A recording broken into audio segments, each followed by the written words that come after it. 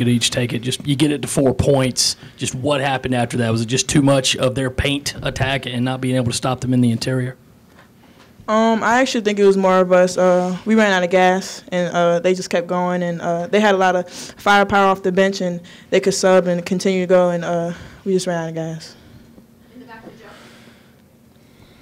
Joe. For both of you, just all game long, it just seemed like you guys were fighting uphill. What do you think wasn't working right collectively for you guys against Tennessee? And I know not having Asia definitely was an impact.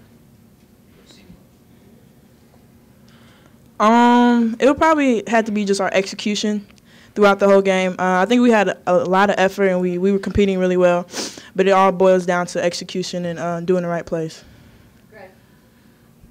When did you guys know Asia wasn't going to play in the game? When did Coach talk to you about it, and what did she deliver to you guys pregame, each of you knowing you had to step up in workload? I'll take it. So Asia was all just day-to-day, so it was today that we knew for sure she wasn't going to play. But do you want to talk about the work? You know, it was the same as every game, you know. The game plan was in, so we were just supposed to execute the game plan.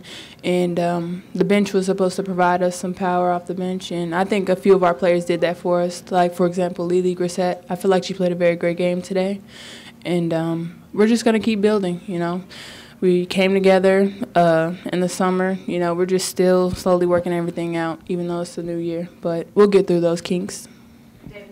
For both of you, playing that well without Asia on the bench, how much confidence does that give you going into this next stretch, especially with the first two on the road?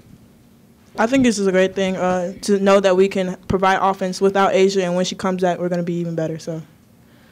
Anything else for student athletes? On this side, Greg? Oh, sorry, we left on that side.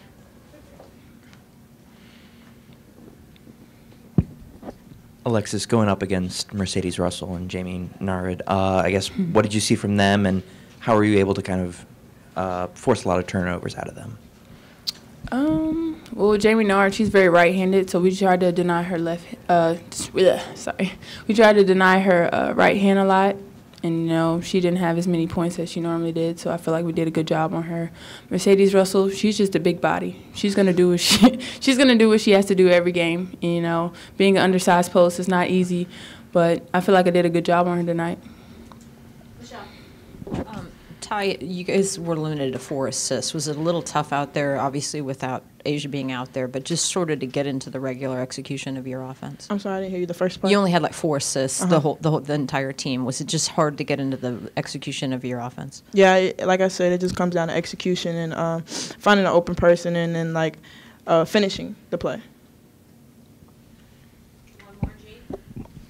Ty, can you kind of expand on how this can make you a better team eventually, getting through all these adversity hurdles?